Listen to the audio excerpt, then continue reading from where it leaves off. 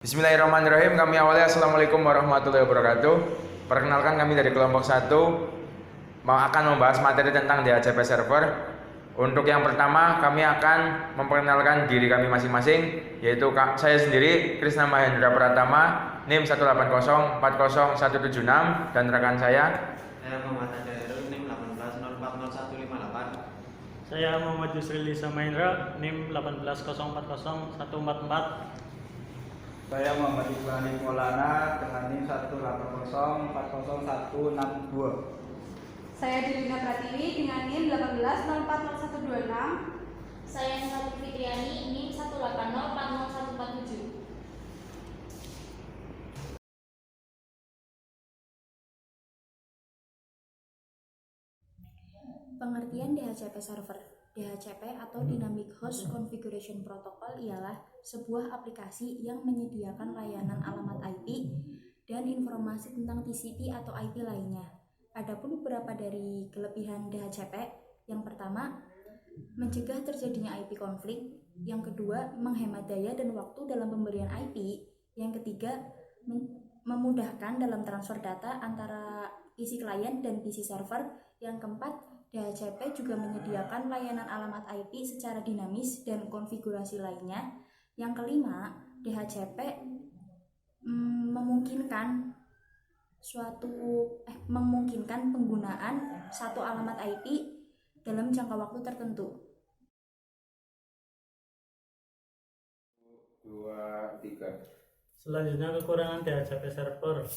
Apabila DHCP server itu mati, maka semua komputer akan disconnect atau tidak akan tersambung.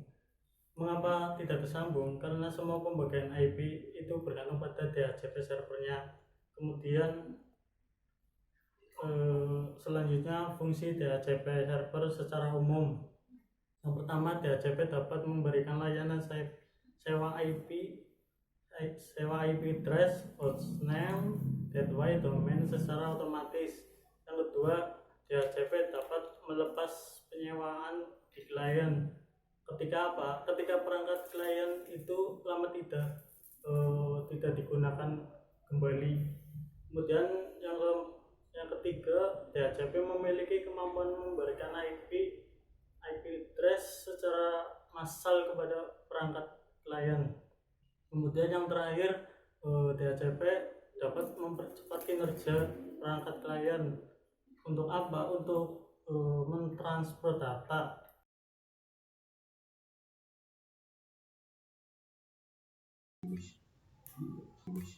Selanjutnya yaitu cara kerja DHCP server. Yang pertama yaitu si klien dalam jaringan meminta IP address pada DHCP server. Lalu DHCP server mendengar broadcast dari klien yang terhubung, kemudian DHCP server memberikan penawaran kepada klien berupa IP address. Setelah diberi penawaran, klien yang merequest penawaran tersebut oleh DHCP server, kemudian si klien memberikan pesan agar meminjamkan salah satu IP-nya kepada DHCP server. Yang terakhir, DHCP merespon pesan dan mengirimkan paket berupa IP address dan informasi lainnya. Lalu DHCP server akan memperbaharui database yang mereka miliki. Materi selanjutnya yaitu konfigurasi DHCP server. Terdapat dua cara untuk melakukan konfigurasi DHCP server, yaitu dengan cara manual dan cara otomatis. Untuk langkah yang pertama, melakukan setting DHCP IP address, install DHCP server, konfigurasi DHCP. Setelah melakukan semua langkah itu, kita tinggal melakukan restart jaringan. Untuk langkah yang kedua, yaitu setelah berhasil melakukan restart, maka selanjutnya perlu verifikasi IP address yang telah dibuat. Caranya dengan mengecek pengalamatan IP address apakah sudah sesuai atau belum terhadap seluruh komputer dalam jaringan. Jika berhasil dan IP address yang telah dibuat yaitu sama, maka konfigurasi DHCP server telah berhasil.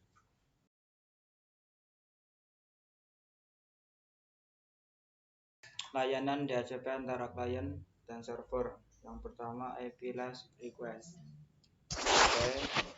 Pada tahapan pertama ini merupakan tahap di mana si klien dalam jaringan meminta IP address yang tersedia pada DHCP server. Awalnya saat pertama klien terhubung dalam jaringan, klien ini akan mencari dulu apakah ada DHCP server yang bekerja pada jaringan tersebut. Nah, begitu ditemukan, klien akan meminta IP address pada DHCP server yang ada. Yang kedua yaitu IP last over. DHCP server terdengar broadcast dari klien yang baru terhubung dalam jaringan tadi. Kemudian DHCP server memberikan penawaran terhadap klien tersebut berupa IP address. Dan yang ketiga IP last selection. Setelah diberi penawaran oleh DHCP server, klien merequest tadi mensetujui penawaran yang diberikan oleh DHCP server. Lalu si klien memberikan pesan kepada DHCP server yang isinya adalah meminta agar DHCP server meminjamkan salah satu IP address yang tersedia dalam DHCP pool yang dimilikinya. Dan yang keempat adalah IP last acknowledged. Pada tahap terakhir ini, DHCP server akan merespon pesan dari klien dengan mengirimkan paket acknowledge yang berupa IP address dan informasi lainnya yang dibutuhkan. Setelah memberikan IP kepada klien, DHCP server akan memberitahui database yang mereka miliki, sedangkan klien akan melakukan inisialisasi dengan mengikat nomor IP address yang diberikan tadi, dan klien sudah bisa beroperasi pada jaringan tersebut.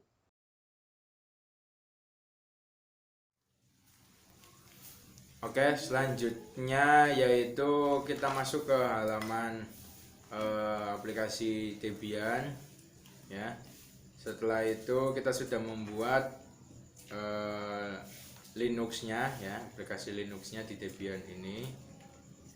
Kita klik kanan, lalu kita klik setting. Nah, setelah muncul seperti ini, kita menuju ke networking terlebih dahulu. Nah, untuk adapter 1 kita ganti, nggak usah ganti ya, hasilnya ganti di bridge ya, bridge adapter ya. Lalu ininya harus wireless karena terhubung ke koneksi wifi atau internet. Setelah itu adapter 2 nya ini sebelumnya itu belum dicentang, namun yang dicentang. Ininya juga diganti bridge adapter, namun ininya harus Ethernet ya, Qualcomm Ethernet, bukan wireless karena nanti ini berpusat di klien. Setelah itu kita menuju ke storage. Di sini kita memasukkan ISO. Cara memasukkan ISO yaitu ini diklik, ini tadinya kosong ya, tulisannya kosong, ini diklik, lalu kita menuju ke ini nih. Nah, setelah ini kita klik, kita close virtual disk file. Nanti otomatis langsung menuju ke file yang dituju. Setelah sudah, kita menuju ke aplikasinya, kita jalankan. Nah, kita jalankan, kita start.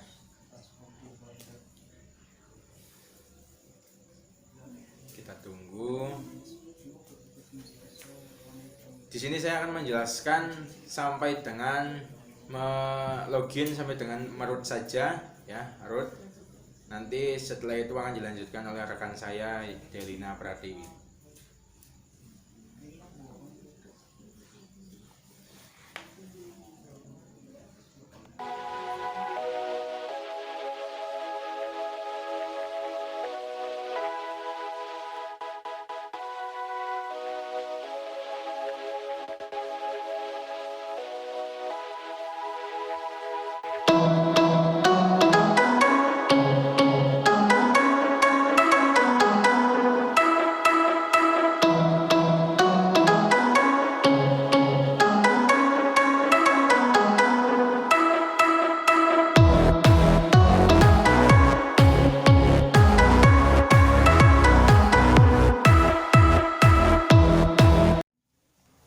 Oke, kita sudah sampai ke aplikasinya. Nah, sekarang kita akan melakukan login terlebih dahulu. Debian loginnya kita namanya yaitu Delina. Enter passwordnya,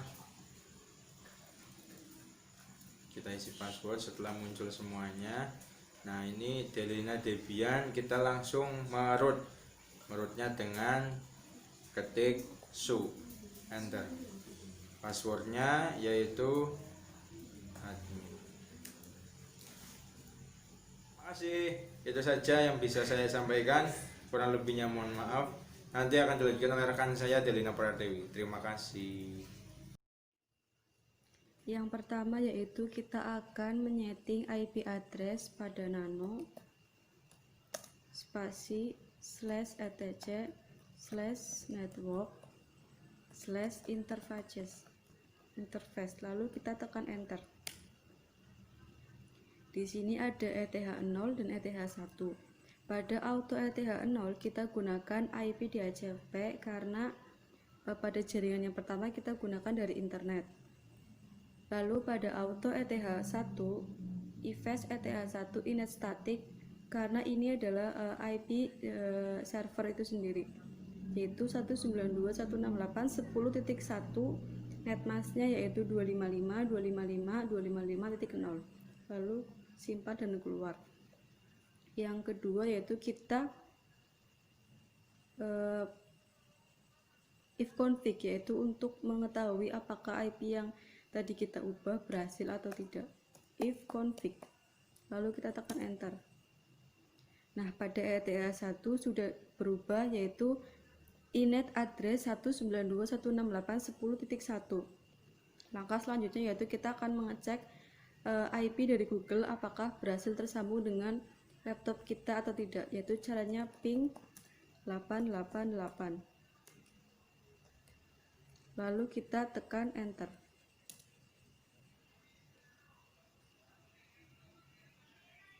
Jika ada keterangan ping 888 5684 byte of data 64 byte ICMP request TTL time, berarti laptop kita sudah terhubung dengan internet. Selanjutnya yaitu kita akan mengupdate terlebih dahulu, yaitu ketikan perintah pada Linux apt stripget update, lalu kita tekan enter.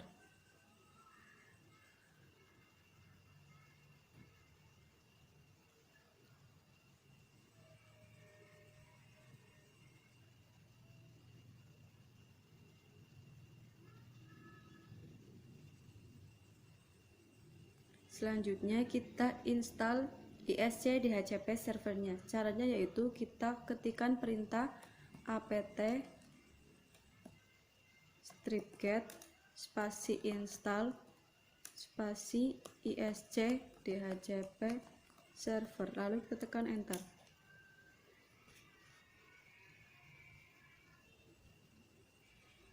Jika sudah berhasil, langkah selanjutnya yaitu kita akan mengkonfigurasikan aplikasi DHCP servernya pada nano spasi /etc/dhcp/dhcpd.conf.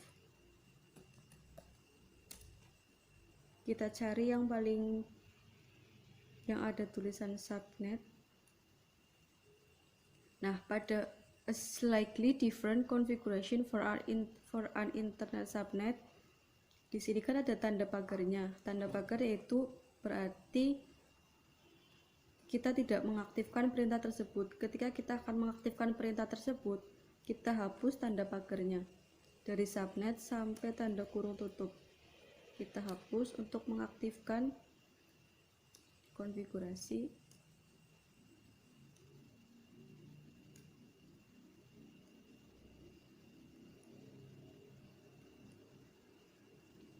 Lalu pada subnet, ini adalah subnet yang nantinya akan kita gunakan.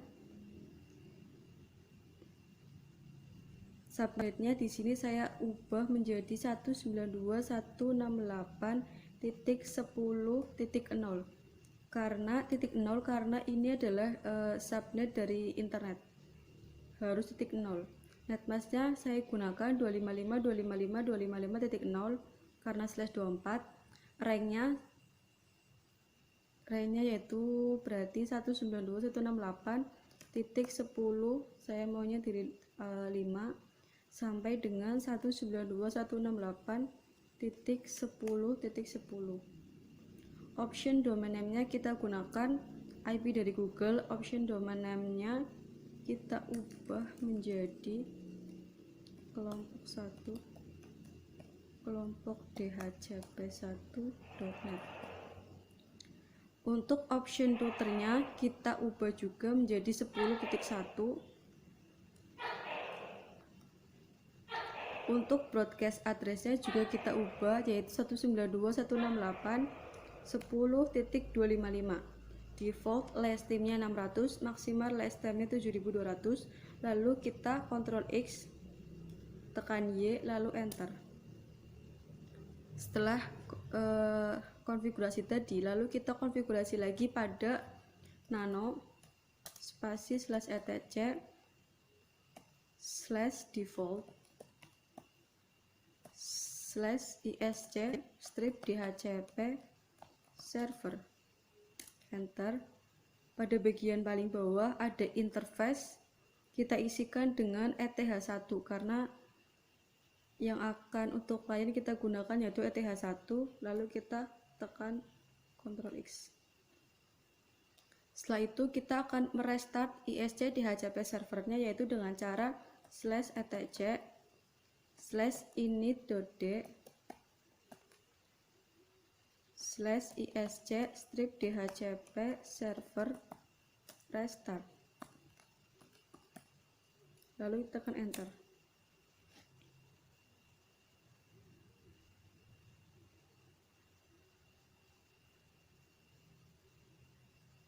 Jika pada restart ini ada tulisan oke, berarti DHCP server yang kita konfigurasi sudah benar. Tetapi jika ada salah satu yang violet, berarti DHCP kita gagal. Ini berarti kita sudah berhasil menginstal dan mengkonfigurasi DHCP server.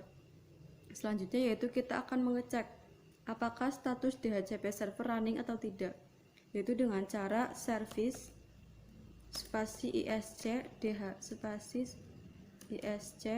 dhcp server status, lalu kita tekan enter. Status of isc dhcp server yaitu DHCP is running, berarti DHCP-nya sudah berjalan dan bisa digunakan. Langkah selanjutnya yaitu kita akan melakukan pengujian DHCP server ke DHCP klien. Apakah klien akan mendapatkan IP dari DHCP server atau tidak? Untuk pengujiannya yang pertama kita buka Open Network and Internet Setting, lalu kita klik. Selanjutnya kita change adapter option, kita klik. Lalu pada Ethernet kita klik kanan, lalu klik status. Nah, di sini si klien mendapatkan IP dari DHCP server sebesar 192.168.10.5. Kita coba ping melalui CMD apakah berhasil atau tidak. Ping 192.168.10.5. Jika hasilnya reply, berarti settingan DHCP server kita sudah benar dan si klien sudah mendapatkan IP DHCP dari server. Jadi kesimpulannya adalah DHCP server yaitu sebuah aplikasi server yang memberikan penawaran berupa IP address kepada klien dalam satu jaringan. Oke, mungkin itu saja yang bisa kami sampaikan. Kurang lebihnya mohon maaf bila ada salah